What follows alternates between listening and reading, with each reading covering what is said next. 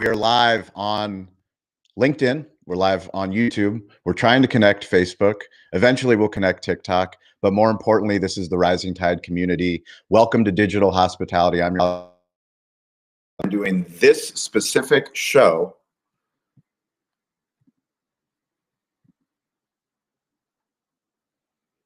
Welcome to Rising Tides Live. My name is Sean Walchef. I am the host. We have been doing this specific show as an audio-only show twice a week on Clubhouse since the pandemic. Recently, a year ago, we moved over to LinkedIn Audio. Now we are coming to you live streaming on multiple platforms. Welcome to the community. Today, we're going to be talking about what is podcasting in 2025. So I'm going to share a story about our podcasting journey, the shows that we host at Cali Barbecue Media, the shows that we produce for other clients. But more importantly, we want to hear from you, the community. We have digital hospitality leaders from all over the globe that have been joining us on these weekly calls. It is the digital hospitality arena. We believe that all businesses need to be digital first. We also believe that every business is in the hospitality business. We have people that are in sales, that are in marketing, that are in branding. We have restaurateurs that join us. We have technology professionals. So if you're listening to this show on our digital hospitality feed, if you're driving around listening on Spotify or Apple Podcasts, we would love for you to join our live stream. That's every Wednesday, every Friday, 10 a.m. Pacific time, 1 p.m. Eastern time, 6 p.m. London time, wherever you are in the world. Today, we're going to introduce you to some of our team members, some of the community members, and we're going to have a great discussion about what is podcasting in 2025. So if you have a podcast, please join us on stage. We'd love to hear your plans for 2025, any lessons that you have learned along the way. If you want to be on more podcasts, guess what?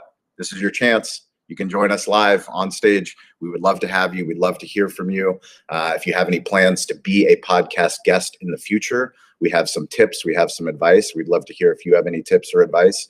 And welcome to the show. Thank you guys for being here. Let's welcome some of our teammates onto the stage.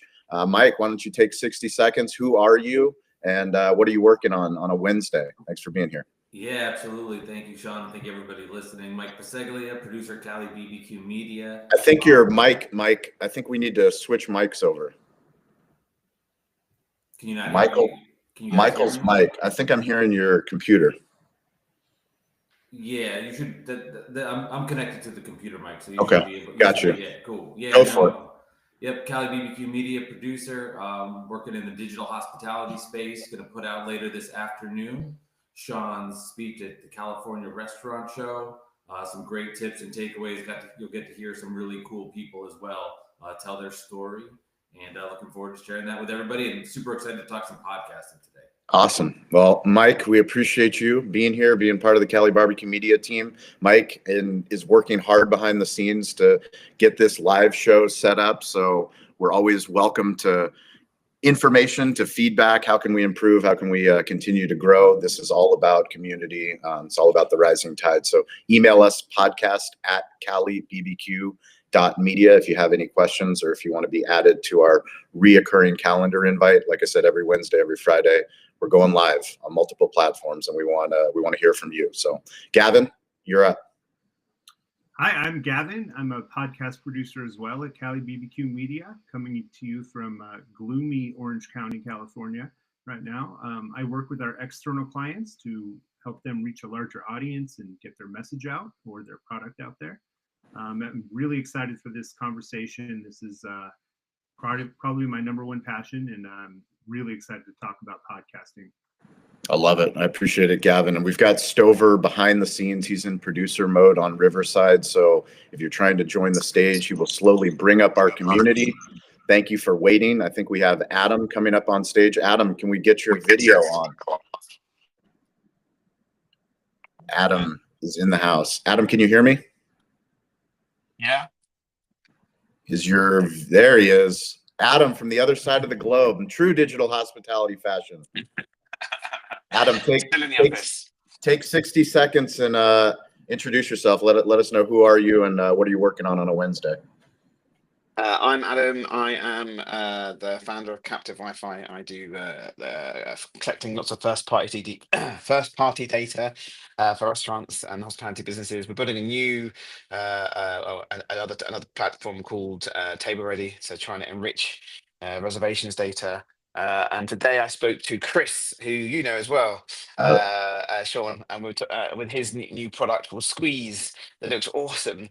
So we were talking to him today about doing some stuff and trying to build more things with trying to get my product over the line. It's been like a year in development.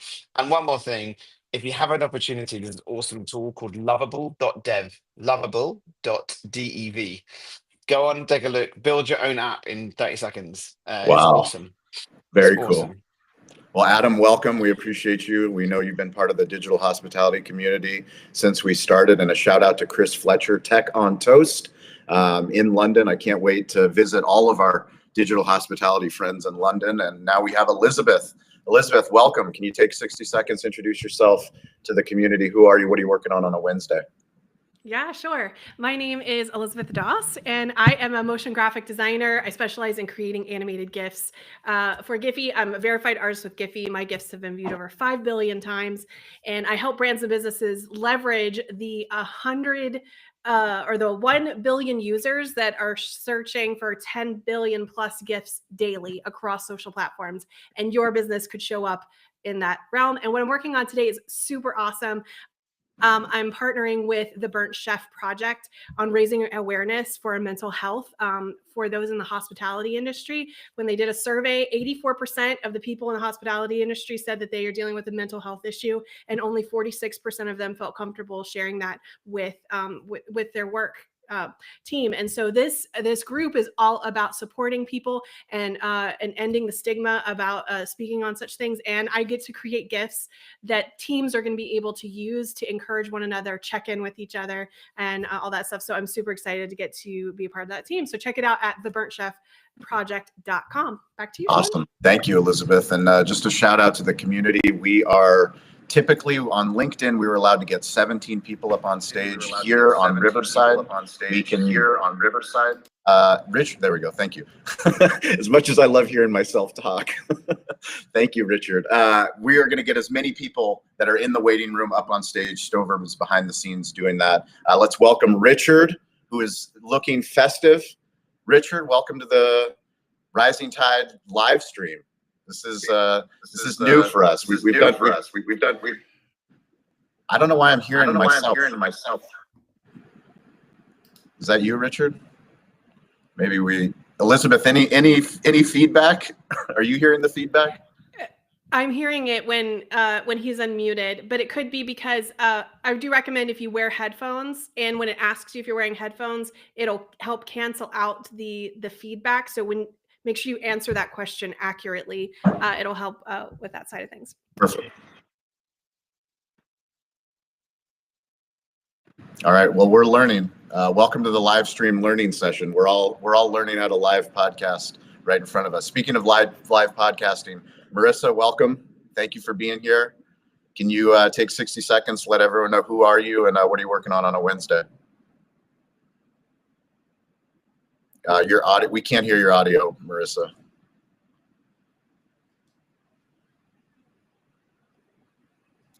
Not yet. We're all learning here.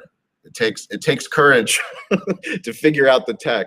If it makes anybody feel better, I was trying to log us into TikTok Live, and I was on my Mac, and then I went to my desktop and tried to download it, and then tried to use my phone, and I still couldn't get us live on TikTok. So we will figure it out. We'll keep our persistence going. Let's give Richard another chance. Richard, you good? Yes, I'm good. As an IT expert, I turned it on and off again, and here we are. That is the #1 IT solution, global solution. That's a free tip for anybody. Turn it off and turn it back on. Richard, welcome. Well, when you say it like that, it sounds like Book of Mormon. I'm Richard. I'm in the UK. I live by a mantra of don't be boring, which manifests itself through branding, coaching, mentoring, consultancy, and sort of having fun, doing mischief and all kinds of stuff. And I've got my Christmas hat on, and I've got my Nakatomi Plaza Christmas 1988 Christmas jumper on. But Yes, besides being- I should have worn mine. Why didn't you tell me? I have one too. I have an ugly sweater Nakatomi Plaza sweatshirt. I actually have two. I have another one that says, "Now I have a machine gun, ho, ho, ho," which is still one of the greatest lines ever delivered in a film. Yes. As I've been filming Christmas content today. Christmas content, beautiful. Do you have something that you can teach us Americans on the call? What about Christmas? What about Christmas? Well, I have got something to teach Americans about Christmas, but I'm going to wait for Mercedes. Okay. Because I want to introduce you to something that is so complicated. I need Mercedes. I'm glad Adam's here. And if I said the word Christmas crackers, it'd be too much. It'd be too much. Okay. But we will come to Christmas crackers. We will come to Christmas crackers. I'll hold you to it. So that's a teaser for later in the show. But as the self-proclaimed cultural ambassador to the North American Rising Tide community, what do you call December the 26th? The day after Christmas. No, it's Boxing Day. Yeah. Day. Yeah, we call it Boxing Day. Just checking. Jason Just calls it checking. Boxing Day? Yeah, scrappy. Really? What do you do on Well- Boxing Day, Jason? What do you mean, as the representative of the Jewish community in this in this Yes. thing? I enjoy my presence from being a negotiator that has Jewish men who married un-Jewish women in the family and various things throughout. So we're equal opportunity family, all gifts and joy and eggnog. Well, Jason, please introduce yourself. For those that don't know, the Jason Berkowitz, Rabbi Berkowitz, please. Rabbi Berkowitz, right. Live Officially stream. Reverend Can you Berkowitz. give some context too of the switch from audio to video? Because I would love to hear Jason's thoughts. I think it's a learning curve. I think that I really appreciate that what this community is about is moving us all forward. And I can tell you it's a little bit of a sticky transition because we know we're on the go. And usually I'm working out during this time to balance my stress. So we'll be popping in and out. But, the interesting thing is that they continue to shut down audio opportunities because I love audio opportunities for people to communicate. Yeah. And so what does this group do? We weave and bob when we move, and we know that video is a big part of YouTube and moving forward. And we'll all be a part of the journey. And I say that as Jason Berkowitz, a longtime restaurant operator, partner, founder of Arrow Up Training. We help restaurants satisfy compliance, level up their teams, and develop supervisors into leaders. And I think I told this story once, but Turn It On and Turn It Off. I also wrote a song, I Turn It On, I Turn It Off, years ago, because I still receive residuals from being a pastime musician, for a Jack Johnson green television show that they were putting together. So No we way. put it together for the show. Listen to it. It's fantastic. I'll bring it one time. It's about turning the light switch off, turning the water off. It's catchy. Wait, It will get in it your was a head. Jack Johnson TV show? Like he was in the TV show? Yeah, he was for a Discovery show that they were putting together years ago. So they tapped me to put the song together. The show never They made didn't it tap on Jack air. Johnson to put the show together? Jack Johnson was writing a lot of the music for the show, but he needed it. We all were Wait. contributing. Are you serious? And That since- is an amazing story. Yeah, since I was a signed songwriter, I was tapped and said, "Hey, get us a song for this," and it absolutely is amazing. And we should bring it That's like out. asking Steph Curry to come to get somebody to shoot Shoot for. shoot for them. Well, free throw. Right, it's a pinch hitting, right? Just in for a little bit, coming in for a couple of the plays, and so we'll share that one day to help everybody. It's more for eco, right? Turn the lights on and off, the water on and off, but reset. We all need to reset, and that's what you did, Richard. Happy to be here. Awesome. Thank you, Jason. Marissa, welcome. Thank you for being here. Thank you for your patience. Hopefully we can hear you now. We can hear Can you. you hear me now? Yeah. Yeah. I was so this is a good test because I was in Zoom before this and I feel like my mic was stuck in Zoom. Yep. Like I had to restart anyways. Happens to me every Yeah. now that we've switched over to Riverside and I use Zoom for all my meetings. My mic is I just have to check the settings on whatever Yes. platform I'm on.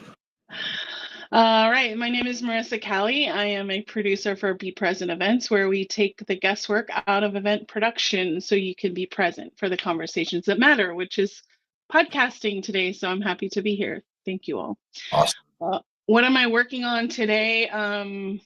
This week has been kind of slow for me in terms of actual work. I'm doing more creative brain work, which usually happens in December. So I'm actually at the desk today. So I'm happy to talk about podcasting and be very meta, because I'm also working on a podcast concept that I'm getting ready to record with a new client.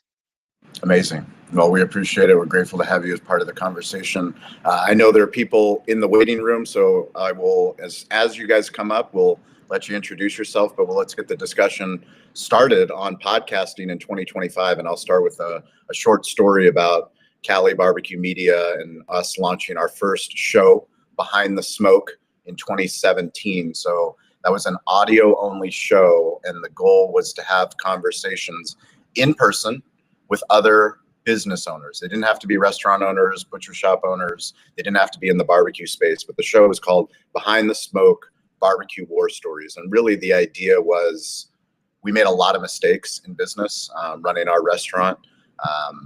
We wanted to share those mistakes using podcasting. And I think of when I say the word podcasting, it's really digital distribution, because the basics of podcasting is audio distribution on an RSS feed.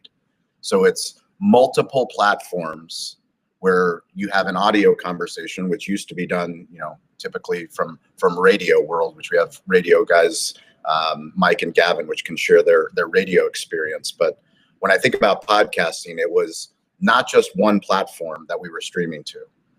In the beginning, there wasn't even Spotify. I don't think in 2017, I don't think there was Spotify podcasting, but it was Google podcasting. It was Apple podcasting, Stitcher. There was all these different pod platforms, but it allowed you to have one conversation and then use something like Libsyn or Blueberry to distribute that conversation to anyone on the internet that had an RSS feed, also on our website.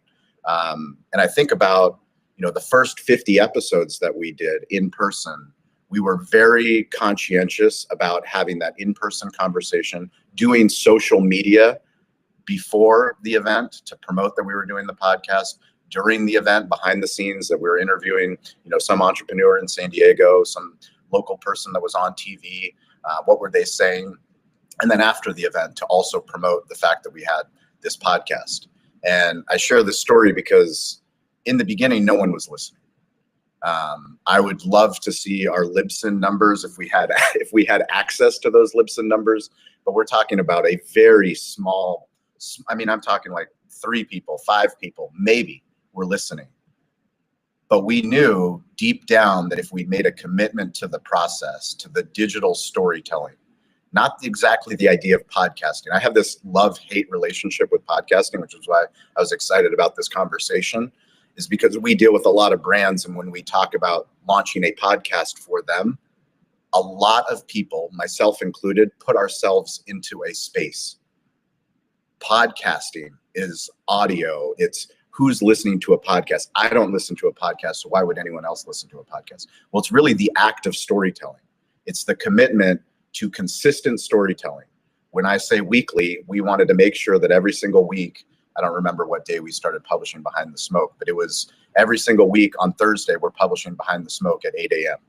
Why? Because we wanted to build that consistent storytelling. And, one of the biggest aha moments was when we had Kyle Whistle, who's a local realtor here in San Diego.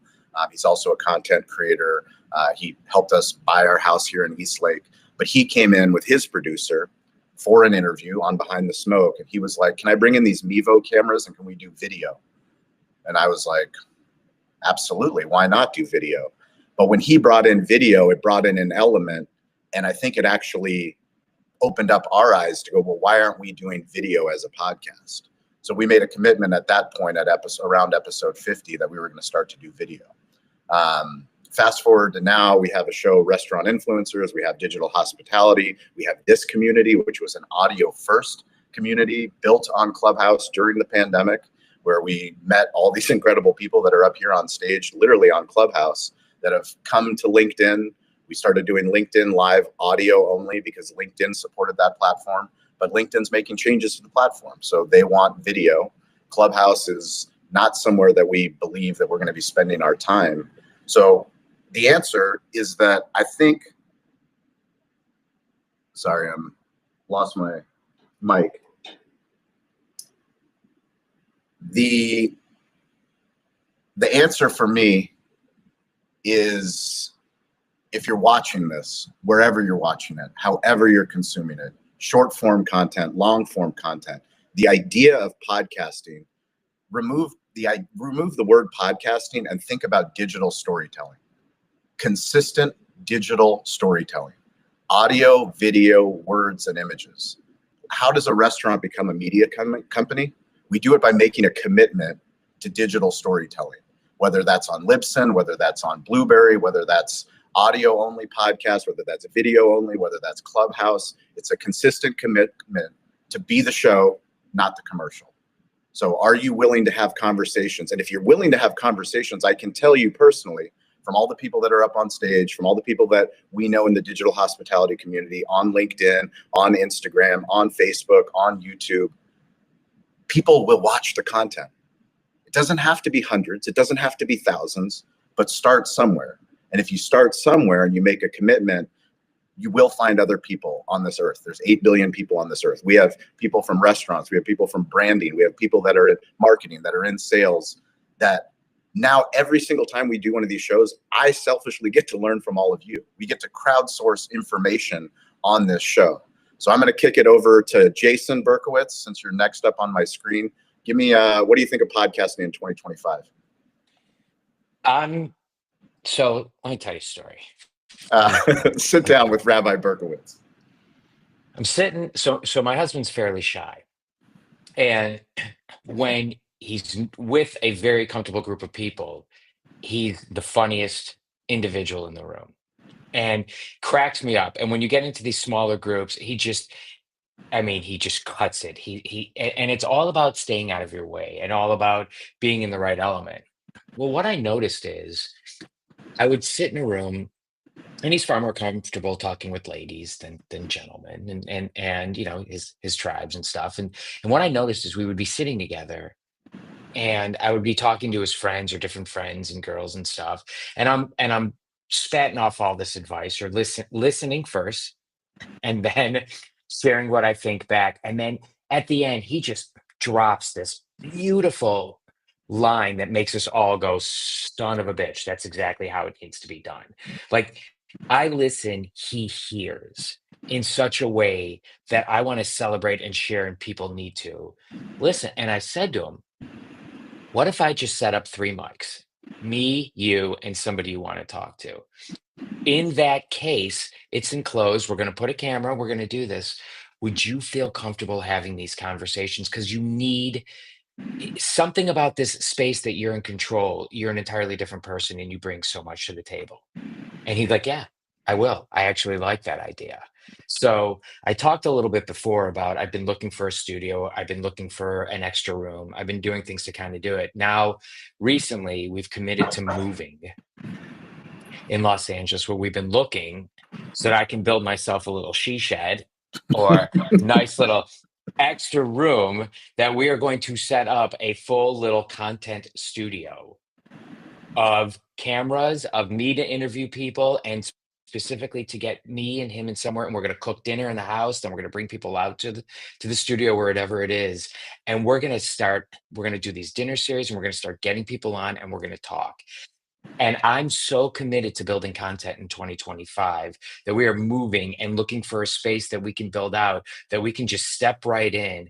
And I see it as a way of getting somebody that I believe has so much to shine and share in that capacity. So that's one way that I'm so committed. So that's one podcast to expect. Another one real quickly is I've been on a call with my buddy, and I've written about this on LinkedIn, who's gone back. He's a longtime director of ops and whatnot. And fun little quote there on the she shed for those watching. It's fun, engaging and seeing this. So a buddy of mine went back to actually be a manager and help turn a restaurant around that he's a managing partner in. Well, we have so many daily conversations that are so badass. I'm like, let's just record this. So the other one that I'm excited by is myself, my buddy, and another general manager or manager, because I think there's a real opportunity to speak to those in the four walls. And I say this as somebody who wrote the book, Please Don't Sleep with the Host. So we're going to launch the podcast, Please Don't Sleep with the Host, where it's just going to be Awesome. us talking like we talk, just like we talk to people, record it and get them in the room. So in conclusion, to me, content and podcasts in 2025 are just taking these moments that are already existing and magical and saying, well, let's just take it to a little bit more of a production based environment and start to share it. And so there's nothing contrived. It's just magnifying, capturing, and promoting. I love that, Jason. I can't wait for the show. Congratulations. Love the She Shed. And also, just for those listening, I've been publishing all of my calls with my media mentor, David Meltzer. And what he was talking about on one of our recent sessions was stop thinking of yourself as a content creator and think of yourself as a content capturer. How do you capture content? Because you're just living your life. It's how do you make it easy and then come up with a consistent plan to publish that using all of these incredible technology tools that we have at our fingertips. So awesome story, Jason. Elizabeth. Real quick, Stover, if you're in the audience to make sure. Oh, there he is, Oh, Charlie. Just look wanted at to that. make We sure got that we knew Jordan. that was happening. Look at that. Now we've got a party. It's not because Jason's always here. So, Stover's. Santa showed up, Richard. Richard, get your hat on, Charlie.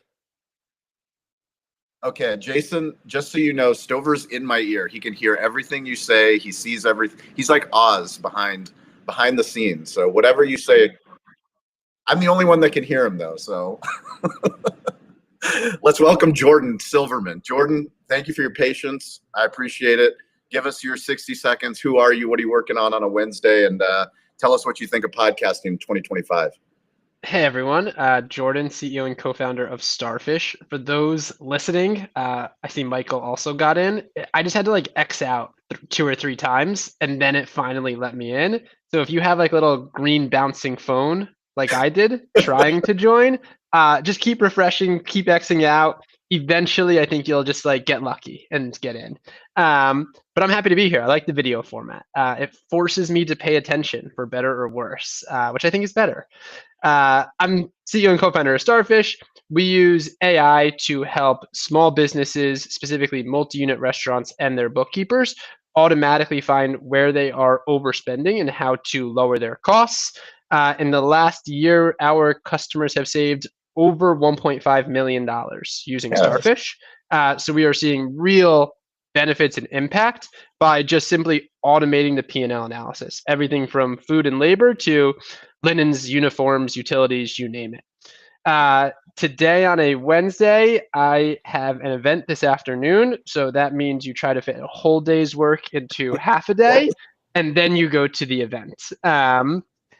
In terms of podcasting, this is going to sound a little bit counter, but I love podcasting because it gives me a really simple way to create short form content through long form content. I think creating long form content is really hard. It's really difficult to create good, high quality, long form content. But what I loved is being on a podcast and then getting all the clips from it. Because at the end of the day, most people don't want to listen to me talking for 60 minutes about benchmarking and financial analysis. What they do want is a 60-second clip around a story or something that's important to them. So for me, podcasting in 2025 is all about creating long-form content that I can actually use for short-form content. That's awesome. I appreciate it, Jordan. Thank you for joining us. And yeah, any tips of waiting room, we're figuring out the audience link, the guest link. So all the feedback is welcome, and we've got a team of people working behind the scenes, but this is pretty awesome to see everybody on stage. Michael Ungaro, thank you for being here. Can you take 60 seconds? Who are you? What are you working on a Wednesday? And what are your thoughts about podcasting in 2025? Oh, can you guys hear me okay? We can hear you. Yep. Great. Sorry, I was doing the same thing Jordan was doing in and out.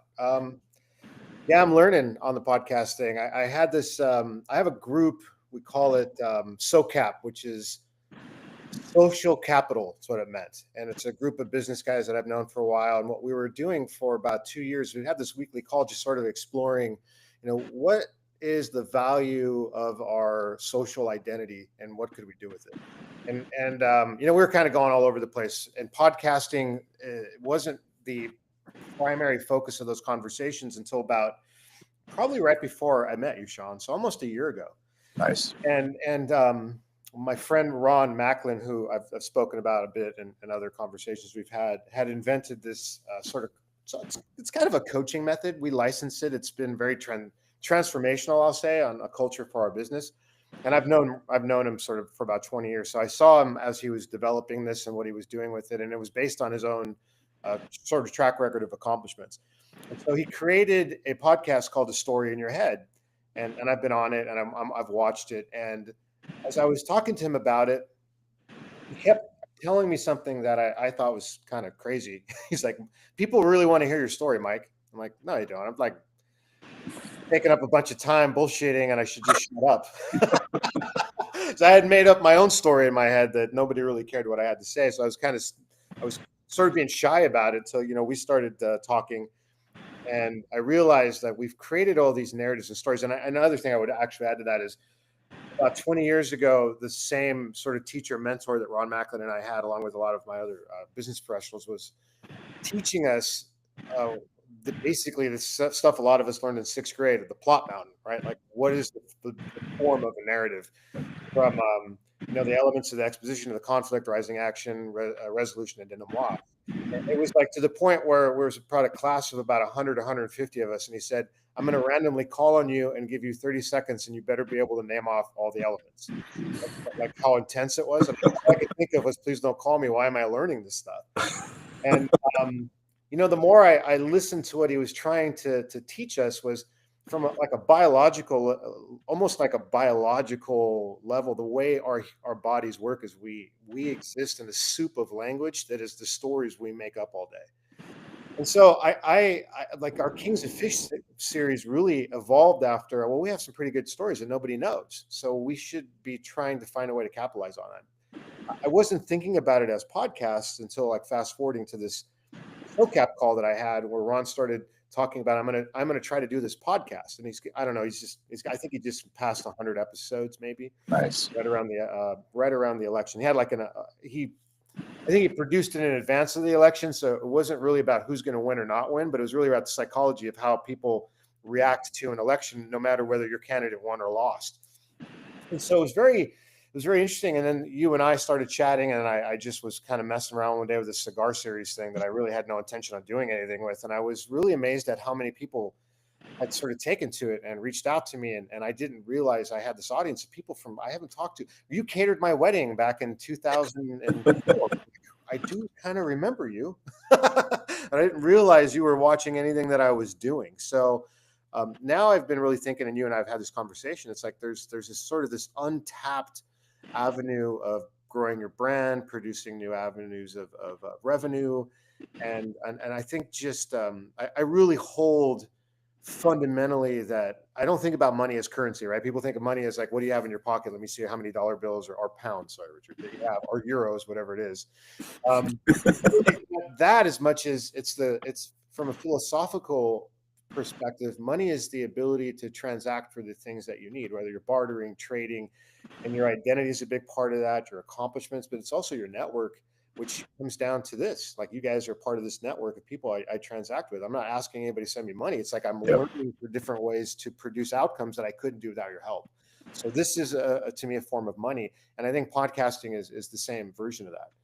That's awesome. That's where I've been looking, and I don't know where I'm going to go next year with it. I'm excited for the stuff that we're working on, Sean.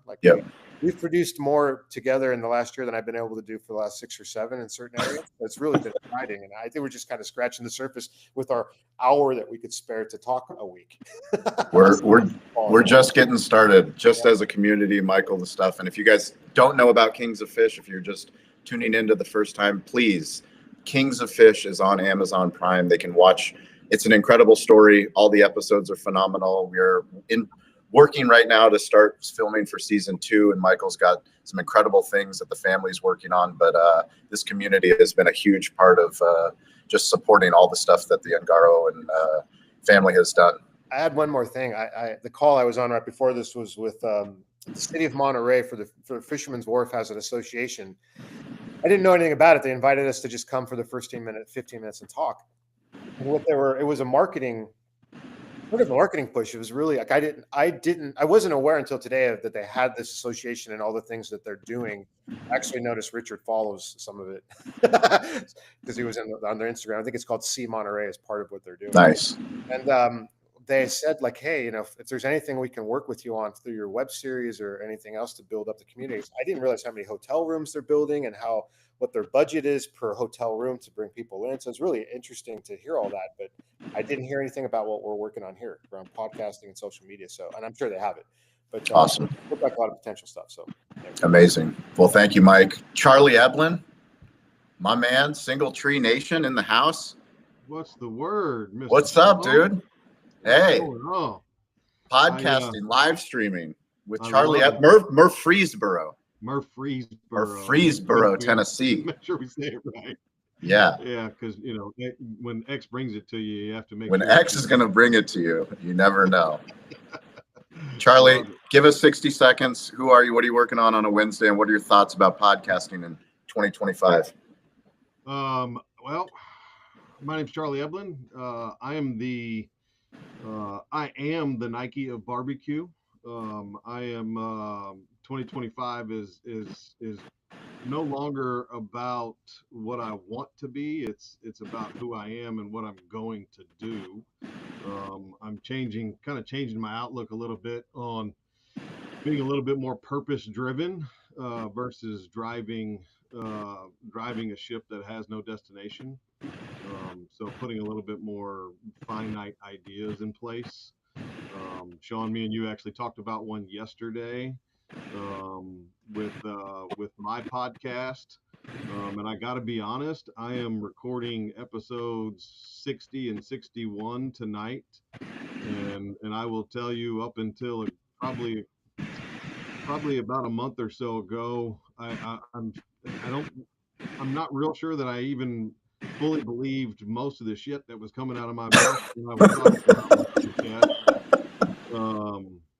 It was I was talking a good game about, man, you got to be a media company, and I sounded like a miniature version of Sean Walchef on the East Coast, and but I still don't know that I fully believed it, and it seems like every day that I continue to drive forward and do my shows, I get someone else that sends me a text message or a phone call or a long lost cousin who I hadn't talked to in 20 years or whatever, reach out and say, man, I saw your show yesterday. It was amazing. Keep doing what you're doing. It's pretty awesome. Had an employee that I haven't talked to in 5 years send me a message 2 weeks ago about how she's been watching my show every week, and it's just so inspirational to see how I got fired from my job and just kind of strapped up my boots and have done what we've accomplished so far with this brand. And it reminds me that a little old food truck can make a very large impact. And there's 1,000 people that are going to tell you that you're small and you're not really doing anything special, but then there's millions and millions of others that are listening that aren't reaching out and aren't talking to you, that you impact their lives every single day and you just don't see it. It's an amazing thing. I think, as a restaurateur, I believe that you walk in your restaurant every single day and you have the ability to impact somebody's life in a positive way with just a smile and a handshake and a warm meal. It's the reach that we have with being able to turn on a mic and record is unmatched. I grew up in the age of the yellow pages and newspaper ads to get people in your restaurant and try to make an impact in the world. And today you can turn your phone around, you can have a podcast, you can do whatever you want to do, make a video and reach millions and millions of people. You just have to go do it and stop being scared that it's somebody's going to think you look goofy, because I can promise you I look goofy every day and people still listen to me for some reason. So, 2025 is going to be the year that podcasts are making a humongous swing. Media is changing. Sean talks about it all the time with legacy media and TV and radio and all these other things. And people are driving towards podcasts. I'm in the middle of negotiating a brand deal or a distribution deal for my podcast with a radio station, because other people are believing in things like this so much. And if I can do it, anybody can. So don't let the door hit you. Just stop, turn the phone around, and start talking. Appreciate you, Charlie. You're an inspiration to this community. We love watching all that you do and continue to do. And speaking of driving towards podcasting, Troy, are you driving towards podcasting? Funny enough, I'm driving, and immediately after driving, I will be doing podcasting. So yes, in a way, you didn't know that, but it's actually true. Can you safely watch the road and just share? Yes. Who is Troy Hooper? My car semi drives itself, so as long as my hand is on the wheel and I don't look away for too long, then it notices if I look away, it's watching me. By the way, your cars are recording you and watching you, so be careful what you do and say. CIA could probably tap in, who knows. Anyway, Troy Hooper, just another restaurant guy out here, along with all of you, building restaurants for a brand called Pepper Lunch. We got about 90 of those coming soon to a city near you, but we also help emerging brands scale through our consulting practice called Kiwi Restaurant Partners. And I drive a lot in the Los Angeles area. I'm pretty sure I'm going to have to hire a driver instead of some ancillary other position next year, because this is getting ridiculous. I think I am 4 days on the road this week. It's about 5 hours round trip every time I got to come down and do something in Orange County or LA. But anyway, talking about podcasting, gosh, I don't know how many episodes we actually have published. Somewhere just under 30 or right around 30 are out. We've got shows recorded through early February. We've got a bunch of shows lined up to be recorded over the next couple of weeks to get us into March and whatnot. It's been an awesome experience. I've reached people that I would have never known. I've actually deepened relationships. One of the theses, how do you multiply thesis? One of the thesis ideas of doing a podcast was to forge or deepen relationships in the industry that I already had or I wanted. And that has absolutely played out. Gary Vee was right. If you want to get a customer, invite that customer to be a guest on the show. And as Sean says, be the show, not the commercial. That has absolutely paid off in spades. I cannot encourage people enough to use that thesis, because it absolutely works. And then the biggest surprise for me, a lot of people are listening to the show that I don't know, but come up to me at these conferences and are like, Troy, I listened to your show. It's awesome, or whatever. Or they call out a specific episode or a specific quote or something like that. And the second and biggest surprise is I never expected people to listen to the whole series, like actually consume the show weekly, after week after week, like consistently listen to every episode. And a lot more people are telling me that they do that than I would have expected. It's not how I consume podcasts. I consume podcasts by the person or the topic. A handful of podcasts, I scroll through and I look for either a person I'm interested in or the topic I'm interested in. Of course, if it's a person talking about a topic I'm interested in, that's a home run. But I'm really surprised at how many people just listen to every episode, because my shows are wildly different people. Yes, they're in the industry. Yes, we're talking about hospitality. Yes, we're talking about macro and micro trends in the industry. But I'm really shocked at how many people listen to all of it, because there's quite a variety in there. But anyway, for those that are curious, it's called The Pineapple Perspective on YouTube and all audio stations where you might listen. What have you learned about asking podcast questions in 30 episodes? How is Troy as an interviewer? Yeah, the hardest thing for me is the Sean Walchef requirement, which is talking stories, right? And I've gotten better at asking my guests to tell me a story about a time when. I'm using that a lot more. And when I ask them to do that and they do it while they're talking, what I want to contribute or add to the conversation, I am more likely to do so in story form as well. So that has taken time to remind myself to ask people to tell me stories. But when they do, it always inspires me to remember a story. So rather than talking in bullet points or action items or, tactics, I tend to start talking more in story, which, Sean, as you've taught all of us, is a much more powerful way to communicate. That has gotten a lot better, particularly recently. So it takes time. Let me encourage everybody too. I think it's less than 3% of all podcasts ever made make it to 20 episodes. If you don't do 20, you haven't done any. Because at 20, I remember saying to myself at 20, I haven't even started. Like, I'm barely learning. I'm barely starting to figure this thing out at the minute level, like just barely getting going here. So it takes a lot. You got to do it. You got to do it consistently. I batch, just to build in public and be transparent. I do 2 or 3. 3 is almost too much, but I do at least 2 at a time. I'll do them back to back. What I'm doing now is actually we'll do podcast swaps. If the other person has a podcast, I'll be a guest on theirs, and then they'll be a guest on mine back to back, 1 hour after the other. And that's been really helpful for me because you get in a groove. You really do get into that mindset and you get into a groove. If you do one, I don't know, a week or one every 2 weeks or one every month, you never get into a groove. So I think batching, where you talk to 2 or 3 people or you record 2 or 3 shows in one day, however often you can, it's great for consistency and getting your publications out there, but it's really great for, I think, the quality of what you're recording too. That is awesome. Coming to us with mad value, always in style, Troy Hooper. Thank you. Marissa, what do you have on us? What do you have for us for podcasting in 2025? I'm just keep doing it. I currently co-host a podcast, record on Riverside.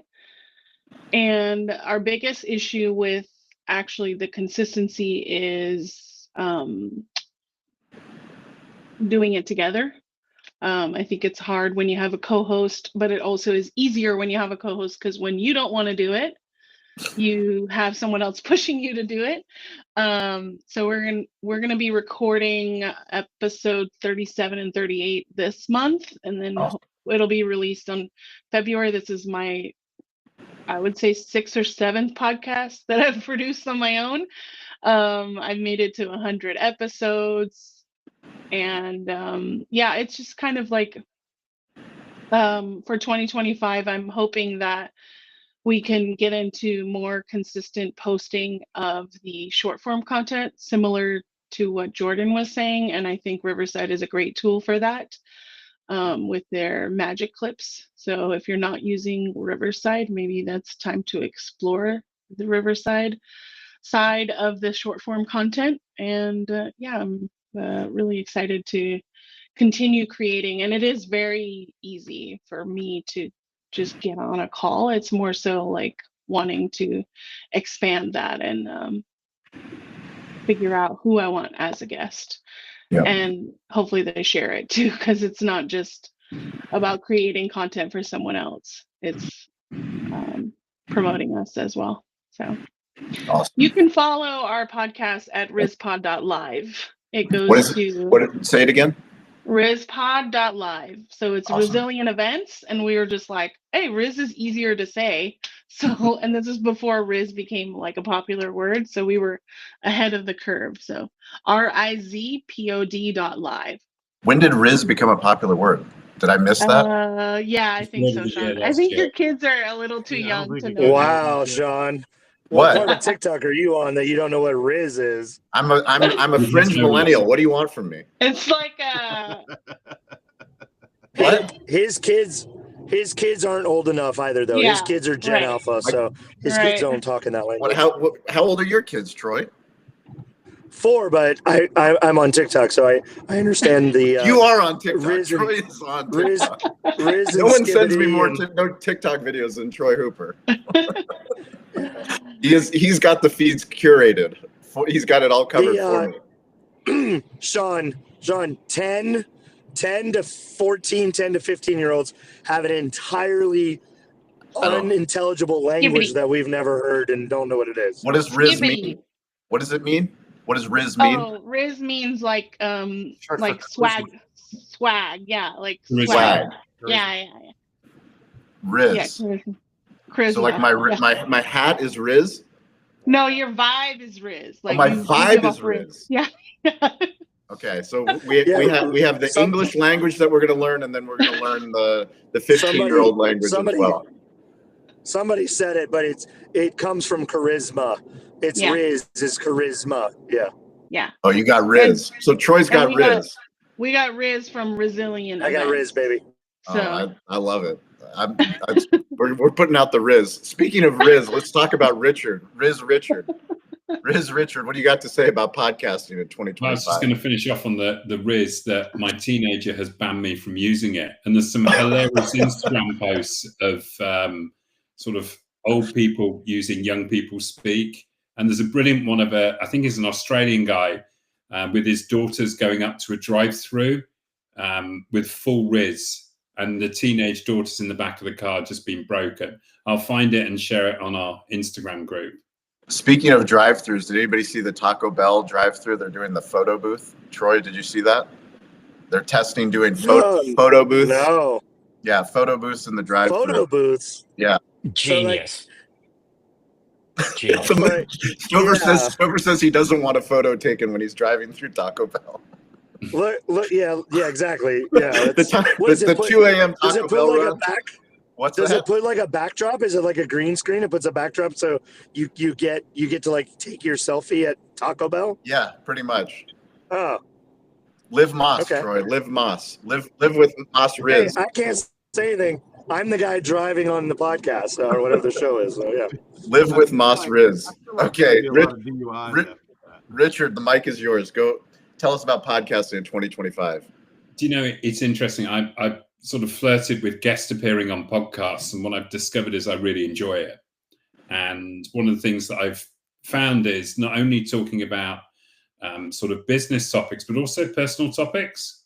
So I've done a number on kind of business and marketing and branding and all kinds of stuff. But also, I have an interest in the autistic world, and I was invited onto a podcast to talk about that. And what's been amazing has been the reaction to it. And I think sometimes doing those other podcasts have helped improve my way I tell my story, the way I put myself out there. So I think for my own personal journey next year, certainly for the first 6 months, I want to experiment by guesting because it's something I've really, really enjoyed. I put a lot of preparation in, and the reaction has been phenomenal.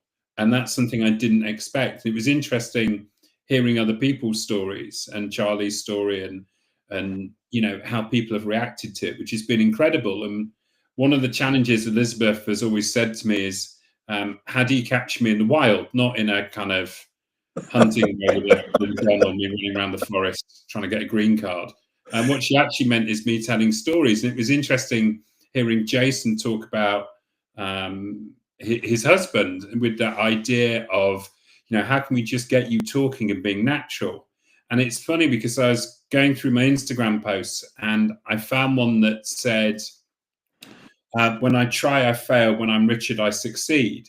And I think it's the same with podcasts. What's really interesting is both as a consumer and a creator, when somebody's trying. And actually that was really interesting when Jason was talking. He wants to create a situation where people don't try, because then you get the real natural stuff. And I think what's fascinating as a consumer, whether you're listening to a really kind of, or what I call an independent podcast or a big name, when somebody's flogging a book or they're flogging a course, and you just sort of go, it's boring. And I think there's that little bit where, going to Elizabeth's idea of how do you capture it in the wild, I think that's something that both as a creator and a consumer, I'm going to really look out for next year. I don't want to see people try. I just want to hear interesting conversations. That is a powerful quote. When I try, I fail. Yeah. Sean, Yes. real quick. Elizabeth, you need to make that sticker. 100%. We all need that sticker. I don't know if you can do it where there's a blank and we can put our name in, but every single person needs that sticker. I was going to say, Well, I'm not sure I like the and idea to of having a clarify- sticker saying "Capture Richard in the Wild." It sounds like That is hunting. that is the best quote about authenticity I've ever Yes. heard. It's Well, fantastic. so That's let's about clarify being this real quickly because you. it says, Richard, I heard you say, when I try, I fail. When I'm Richard, I succeed. Yes. And Elizabeth, I think you wrote it right. When I try, I fail. When I fail, I succeed. But no, I think it's right. It was the first Yes. one. Yes. When I try, I fail. When I'm Richard, I succeed. Yes. Yes. I mean, it's great. Yeah, because if you are being yourself, if you are being your authentic self, following your passion, living to your highest ideals, you're going to do the best you can do at anything. But when you just try to do something because you're trying to do something, people see through that. It's inauthentic. It's doing for doing's sake, and you're never going to achieve the highest performance when you're doing it that way versus following your passion. That's the way I just digested it. It may be different for everybody, but my God, that the way that was said is so simplistic and easy to understand for me. I thought that was awesome. Yeah. By the way, before I go, I've called from 30,000 feet. I've called from Disneyland. I've now called from the car while driving. But what I've never done is I've never done this show while filling up with gas. So Troy from the gas station. Filling the up first with time gas. ever. Are we Here going we to go. can we watch how you fill up gas? Can we see the gas prices at least? Just show us the gas prices. That's really depressing for a British person because you guys are so much cheaper. Please, we don't want to see that. You don't want to see that? Well, Troy's in LA, so I don't know how cheap he's going to be, but we lost his audio. So, Troy, you be safe. I see cars whirling past you. It'd be about $5. I'm in Fountain Valley. I'm at the gas station. I'm in Fountain Valley, so gas is actually really cheap. It's $4.43 a gallon, Not bad. not $5.29. My house is $5.29. It's $4.43. I'm getting like 60 cents off. It's awesome. There you go. See that? Fantastic. Mercedes, welcome. Can you take 60 seconds, introduce yourself? Who are you? What are you working on? And tell us about what are your thoughts about podcasting in 2025? Hi, friends. I am jumping on real quick, and then I have like the busiest day ever. I'm Mercedes from sunny San Diego, director of sales and events for the Wood Group in Pacific Beach, director of programs for HSMAI San Diego, and also the author/video person for Room for Revenue, which is a series I do on LinkedIn. I have a HSMAI event today about generational communication, which I think podcasting actually touches on that. When you think about how do you communicate to multiple generations, I think a lot of people listen to podcasts, and a lot more people than we think in different generations listen to the podcast. I do my Saturday skate video, which I haven't done in a while. I know. It's been a busy month. I put like 10 people into contract this week alone, and I don't even know what day it is, Wednesday? Nice. Yeah, it's insane. So I am trying to get back to that, but my Saturday skate videos highlight podcasting, and it's because I listen to a lot of podcasts. Even if I'm not highlighting you guys, I am definitely listening to you. And I just think podcasting connects a lot of people, and you never know who is watching. And regardless if you're podcasting or if you're doing videos or if you're writing a post on LinkedIn, you're just creating a community that will rally around you. And I know all of us are part of a community that rallies around each other. And I know that this community is a big reason of why I show up and why a lot of others show up. So I'm excited to be here. And I cannot wait to see what podcasting does in 2025. I think it will definitely go more forward with video. And I love how Trey's giving us a panel of the gas station. Troy, Amazing. also, Troy, I love that you I'll stop being distracting. I'll stop being distracting. I love that you wear your the uniform though. Like that's really admirable for a CEO. Like you see so many CEOs that come up with like big schmazzy, like I'm wearing a schmazzy thing right now. Well, you don't know me. I do one or the other. I either do a logo polo or I got the pocket poof and the fucking lapel pin and the cufflinks. I do one or the other, nothing in between. this is either this or to the moon with design. Yeah, To the T, to the T. I don't know how to do in between. Yeah. Well, I want to welcome everybody that's watching the live stream. We appreciate it. We're going to be figuring out best ways to get as many people up here on stage as possible. Elizabeth, can you share something about podcasting in 2025 and any housekeeping notes for Riverside or people in the audience, guests, whatever?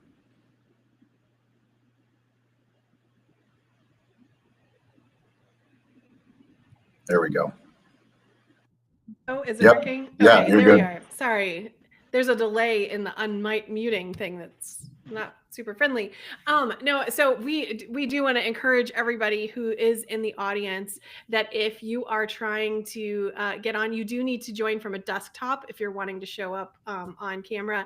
And you do need to fill out the 3 questions that it asks you when it prompts you for those things, or the button will stay grayed out.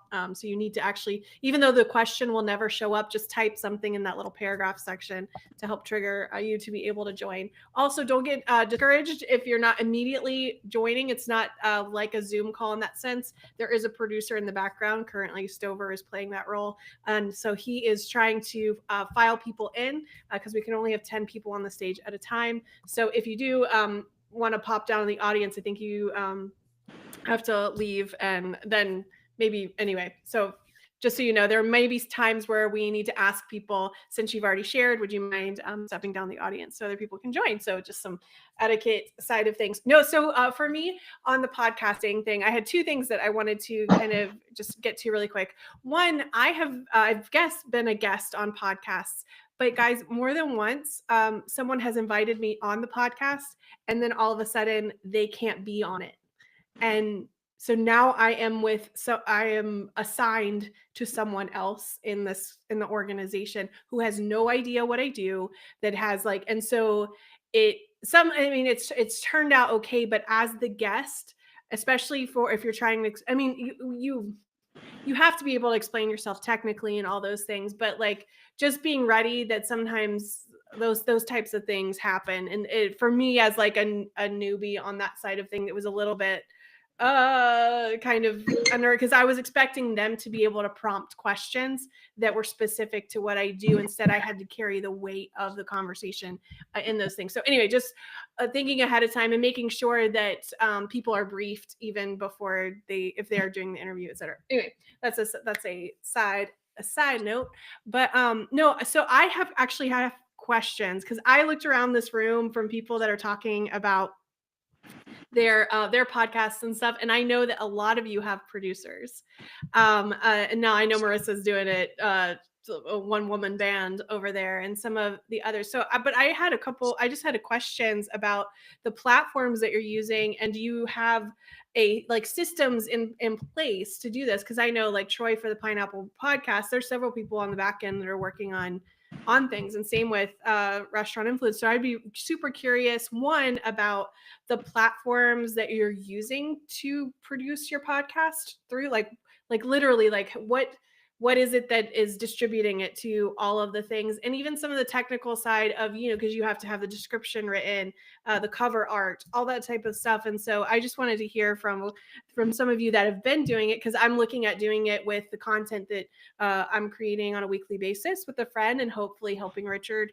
in the future, sooner than 2026. Richard, we're going to get on this to capture you in the wild and how to repurpose that. So, because I know like YouTube has a whole podcast section. I know, like, so I would like to hear a little bit more about the technical side, if anybody would be willing to share that. Marissa, you want to tackle that? And if you. Gavin or Mike, or you guys can come up on stage and share any of the behind the scenes of what we do. So from a technical side, you can use different video recording platforms. So you can use Zoom, StreamYard, Riverside, Restream. It does depend on how you intend to record or go live, and how efficient it is for you. The 2 most important things are speed and sound. So upload speed and then good sound. Obviously, video is really important, but if your audio sucks, then no one's going to watch. I think they can deal with, maybe not the best lighting or the best camera. For like equipment. I have, just so you guys know, usually have a light behind me that's reflecting off the wall, so that lightens my face, and then I have a 1080p webcam, and it, in my opinion, looks clear on my end. I don't know what you guys are seeing, and that, I think, is the most simple way to get started. And then we use different software to publish and distribute it. So you can use like Podbean, Libsyn. I use currently for mine Spotify for creators now. It's changed from Spotify for podcasters to Spotify for creators, which is interesting.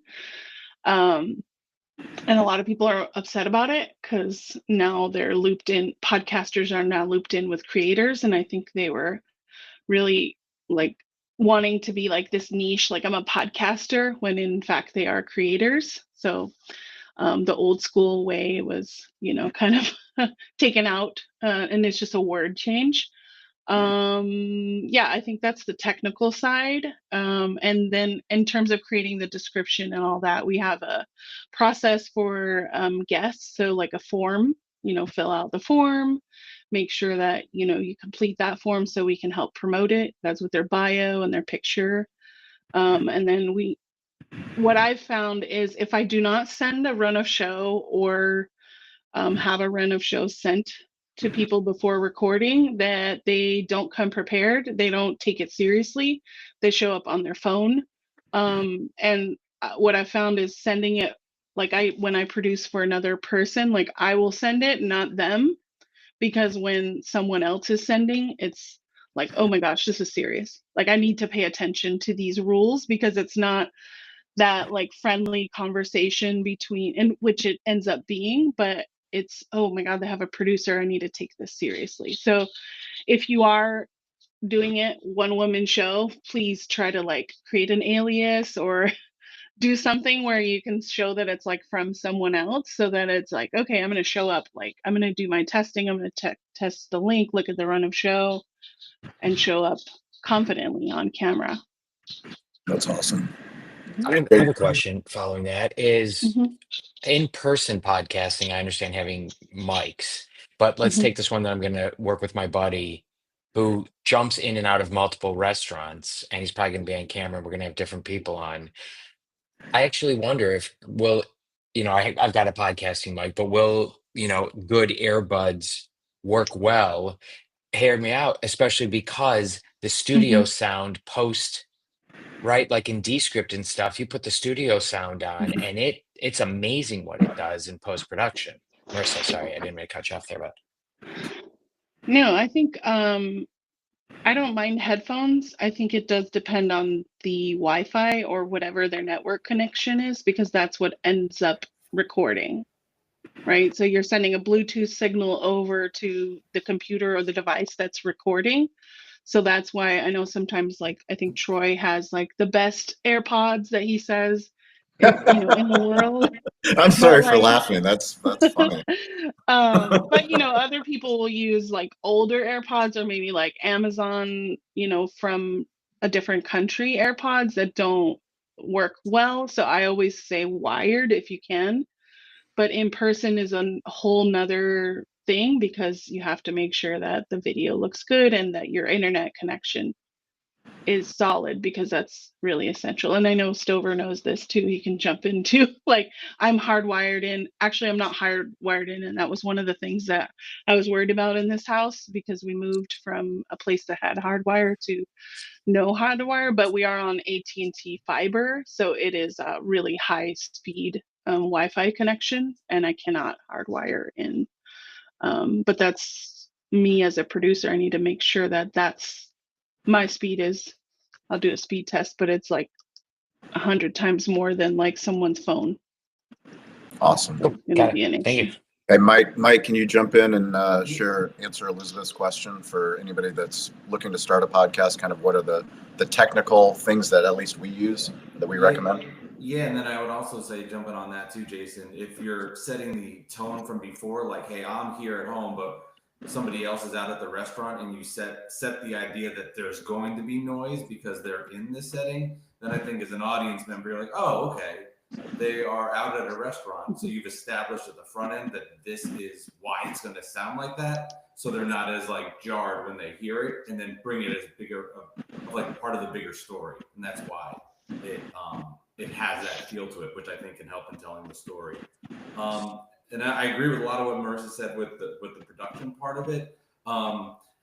As creative as the medium is, and it's all about the storytelling, having processes in place. I know it's kind of cliche to say, but it really does help. From my big thing is I really think it's really important as well on the pre. Mike, what microphone do you have selected?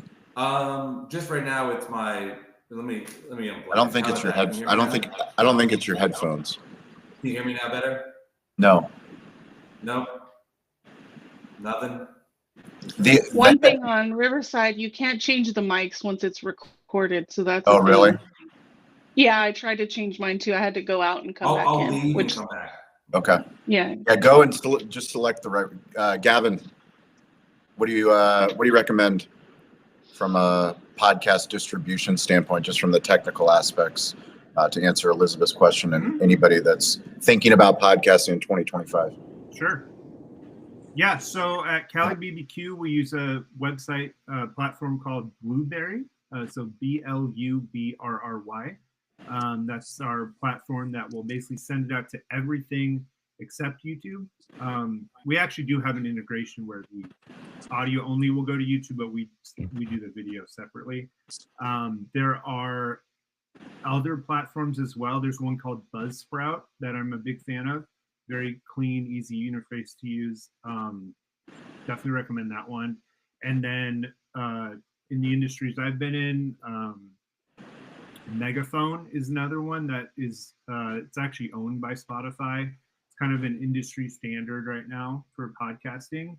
But I don't believe that one is free. I think it is a paid model. But the other thing I love about Buzzsprout and Megaphone is that their assistants, they're there all the way to help you. So if you have any issues like that, their feedback is tremendous. So definitely look into those. Awesome. Thank you, Gavin. In the conversation, yeah, I guess I was thinking about this more on a high level as the industry, the podcast industry. I come from radio, which been hilarious to see how much the industry has changed. I mean, I came in and I think of podcasting was like when the first car was built, right? Like radio was the horse. Like there were probably people when a car came out that were riding a horse going, that's not going to work. That's how radio worked. Radio did not embrace podcasting right away. No. It was looked down upon. It was like, no, we are professional broadcasters, and podcasting opened it up to everyone. Everyone on this call right now, you guys are from different industries and you took it upon yourself to go into podcasting. And I think what's really cool, and you look at 2025, well, what just happened in 2024, some people are arguing that an election was decided because of podcasting, right? We saw how effective that medium is, and what Richard mentioned earlier about authenticity, right? I think that's what the key is with podcasting. People trust podcasters in a way that they don't with traditional media. They think they're being lied to or whatever. Podcasting allows people to be their authentic self, not have to worry about FCC regulations or all these other areas. And it opens it up to the masses and you can reach a global audience.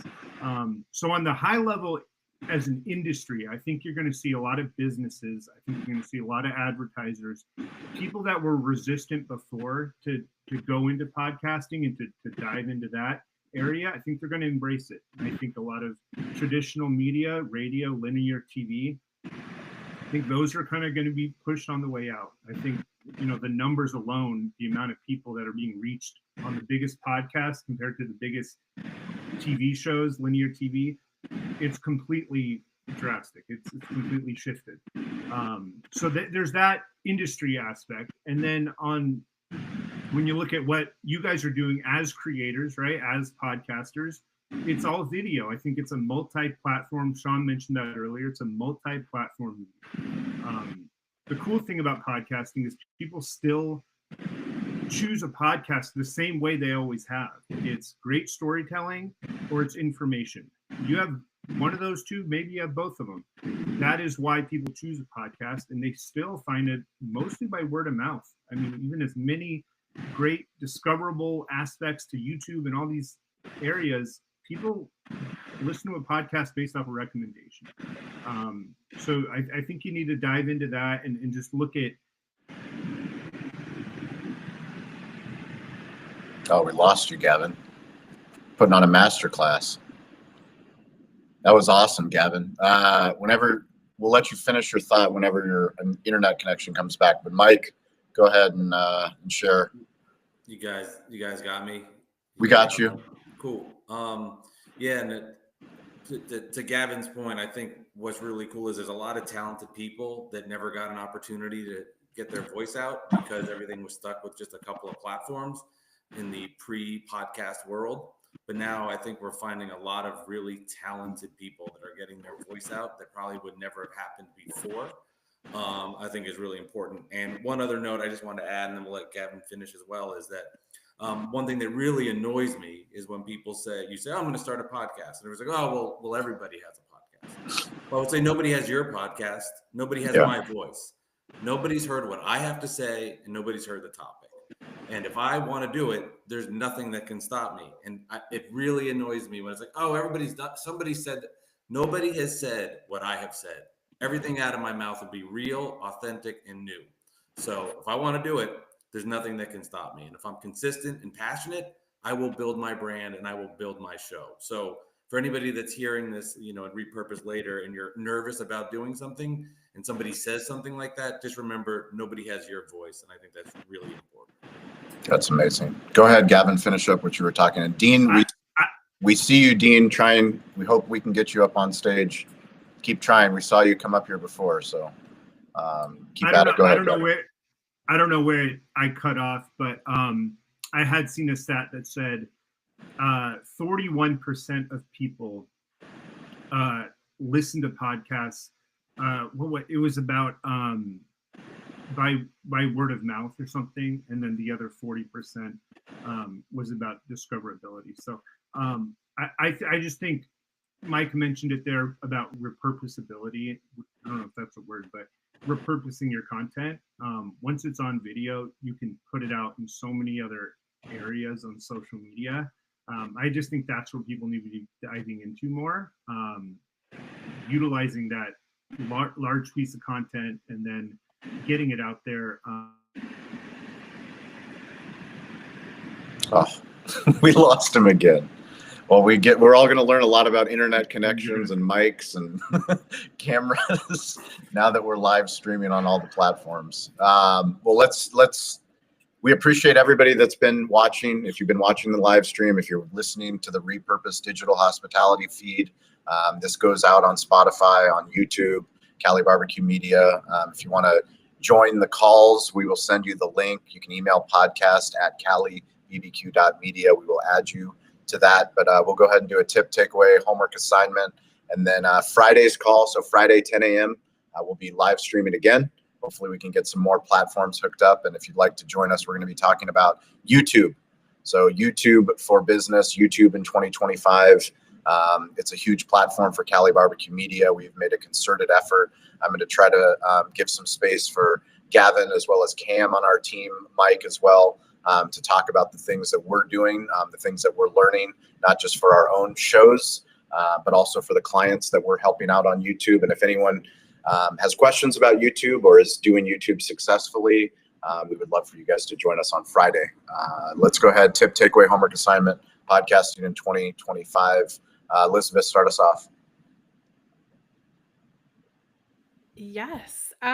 Do it. Number one, I think would be the greatest way. I think one thing that I'm learning from this is how to repurpose the content that I'm already capturing and just get it out there. And so that's several things I'm going to be researching as the different platforms that could do it. A little bit more streamlined. So that's the homework assignment that I have. I'll hand it back to you, Sean. Awesome. Gavin, tip, takeaway, homework assignment.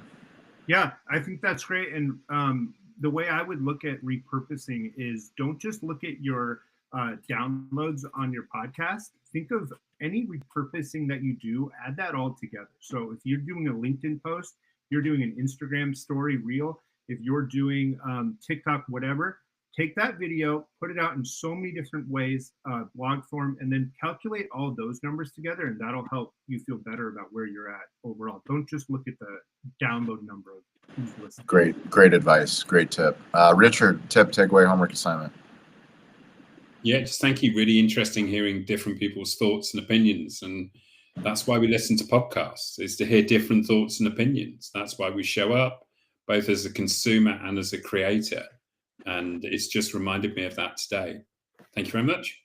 Of course. And Marissa, tip, takeaway, homework assignment.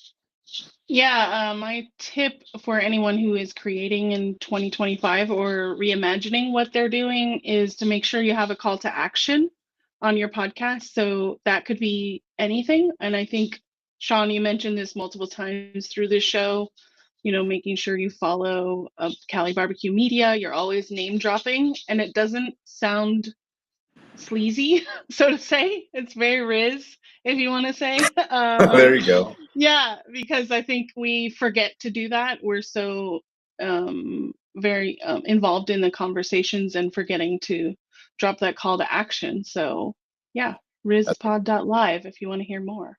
I love it. It's a great reminder to me as well. Now that we're doing a lot more YouTube specific content, and you know, there's always like and subscribe to the video, but you know, our advice to anybody, and including podcasters, YouTubers, creators, is like that call to action. Just make it. Don't try, like Richard said. Just be you. And the honest thing for us is we're trying to build our YouTube channel. Like, we are a media company that's been doing this for 7 years. We produce multiple shows. We've always published on YouTube, but we were never YouTube first. So like, please, if you're watching this, go to Cali Barbecue Media. Please help us grow the channel. Give us feedback on the videos you want, and we will make those videos. Don't try, right? Don't try. Mike, tip, takeaway, homework assignment.